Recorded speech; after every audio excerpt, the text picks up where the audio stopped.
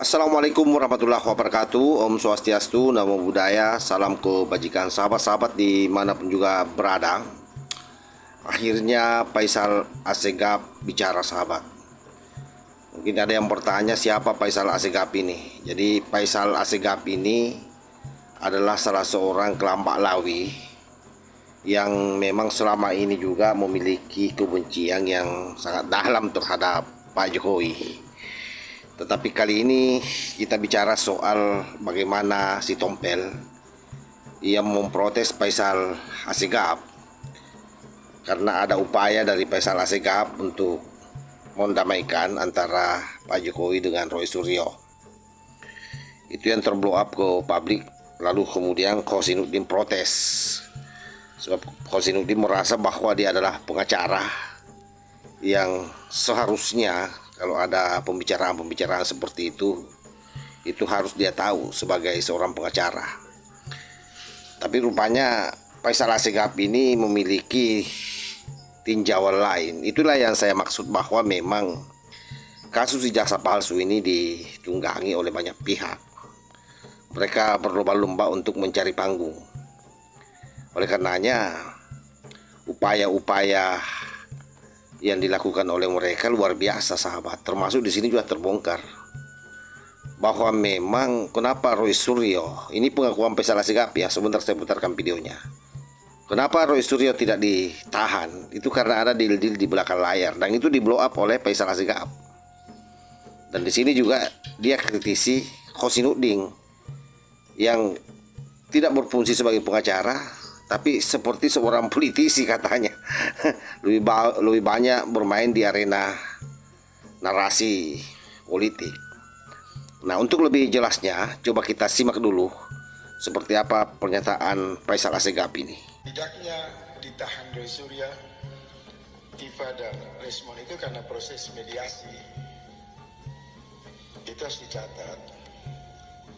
Jadi karena faktor mediasi di belakang panggung, ada interaksi yang meyakinkan pihak kepolisian, maka ditangguhkan penahanan. Padahal kalau sesuai prosedur hukum diperiksa langsung ditahan. Bahkan saya punya simpanan tangkapan layar WA dari sahabat saya Refli Harun yang mengatakan situasi genting dan kemungkinan ditahan. Tapi saya mengatakan tidak. Coba kita pelan-pelan untuk berkomunikasi agar ketiga sahabat kita yang ditetapkan sebagai tersangka, barangkali di luar prosedur hukum ada dialog, ada mediasi untuk ada semacam penangguhan penahanan, tidak boleh ditahan karena kasus ini memang sangat syarat atau bernuansa politik. Atas peristiwa tidak ditahannya tiga tersangka Roy dan kawan-kawan, maka menginspirasi saya. Saya menemukan bahwa ada ruang di mana pihak kepolisian barangkali ingin membuka saluran untuk berdialog, mediasi. Karena soal isu ijazah palsu ini memang krusial. Ini sangat dilematis buat si malakama. Dan contoh, karena mereka tidak ditahan, maka itu proses mediasi yang sebenarnya sudah berjalan.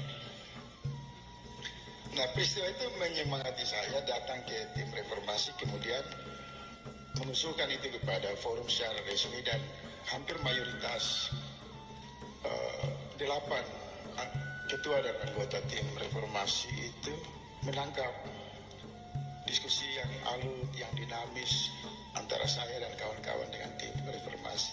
Dan kemudian itu muncul ke ruang publik isu mediasi dalam penanganan masalah tiga tersangka. Ada distorsi di sini. Yang dimaksud mediasi itu bukan pengacara Roy dengan Pak Jokowi, sama sekali tidak ada perbincangan seperti itu. Secara leveling saja beda. Pak Jokowi mantan presiden dan mereka dalam status sebagai pengacara yang berperkara. Yang kami maksud mediasi itu adalah membuka ruang oleh tim reformasi Polri untuk mengevaluasi penetapan tersangka. Karena kalau sudah tidak ditahan, berarti kemungkinan ada ruang dialog untuk menyelesaikan masalah. Jadi hanya bermaksud baik untuk barangkali memperbincangkan status tersangka. Ini harus pokok masalahnya itu. Tapi kemudian melebar kemana-mana, berkembang secara dinamis bahwa ada inisiasi kami untuk membuat perdamaian antara tim pengacara Roy Surya dan kubu Pak Jokowi. Saya nyatakan tidak. Karena bagaimana mau damai? Siapa yang representasi mewakili instrumen untuk para pihak berunding? Ini satu poin. Poin kedua, saya mau mengatakan begini. Yang saya pahami, pengacara itu beracara. Dia tidak beropini. Ingat ya, pengacara itu dalam pemahaman awam saya dan masyarakat luas, dia beracara, dia masuk ke ruang pengadilan untuk membawa fakta dan bukti. Tapi dalam kasus ijazah palsu ini, saya sebagai kritikus, sebagai pengamat yang hampir 20 tahun lebih, bahkan latar belakang sebagai jurnalis yang aktif dalam menulis hal-hal yang berkaitan dengan peristiwa hukum dan politik, saya agak aneh. Ada satu kasus namanya ijazah palsu, dagingnya 1 kilo, tapi bumbunya itu 1 ton. Di mana percakapan politik, propaganda politik, daya hasut politik dari kubu Jokowi maupun kubu pengacara Roy itu lebih kaya di ruang publik. Saya mengamati jangan-jangan ini fenomena YouTuber yang hanya berburu subscribe. Ini fenomena YouTuber yang hanya mengejar view. Karena apa yang diperbincangkan itu tidak ada urusan dengan fakta dan bukti. Dan peristiwa-peristiwa itu terjadi di luar persidangan. Jadi sahabat-sahabat bisa melihat sendiri bagaimana mereka pecah kongsi. Jadi satu sama lain memang tidak terkoordinir dengan baik. Hanya saja memang karena ada satu isu, yaitu bagaimana membuat Pak Jokowi malu. Di isu inilah mereka sama. Tapi pada prinsipnya secara gerakan itu beda. Ideologinya juga beda-beda. Tujuannya yang sama, yaitu mempermalukan Pak Jokowi.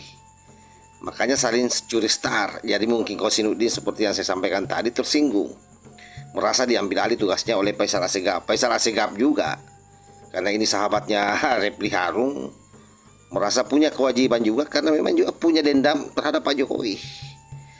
Faisal Assegaf ini memang terhadap kelompok nasionalis punya masalah besar, termasuk pernah menghina Kiai Hasyim Asy'ari, pernah menghina Kiai NU.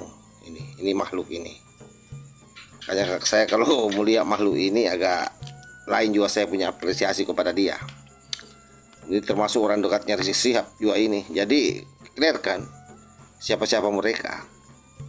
Oleh sebab itu sahabat-sahabat, setidaknya ada 2 poin yang kita tangkap dari pembicaraannya. Yang pertama, bahwa di sini terblow up bahwa Roy Panci tidak ditahan karena itu ada di belakang layar. Itu poin yang pertama.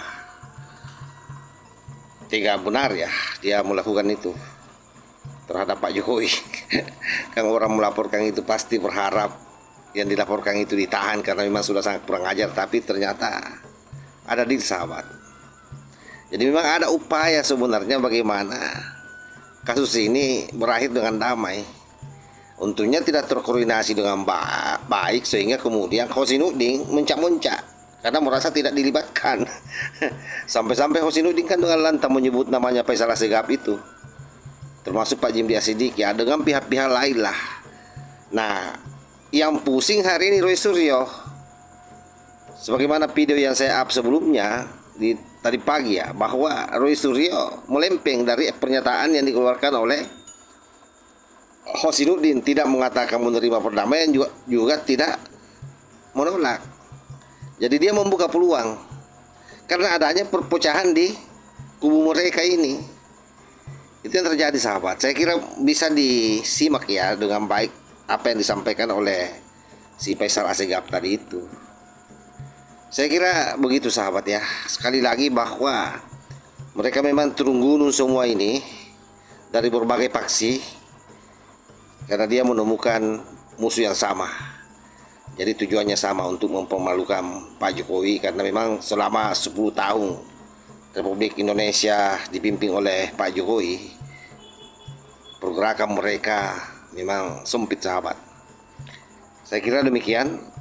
Wallahul muwaffiq ila aqwamit thoriq. Wassalamualaikum warahmatullahi wabarakatuh.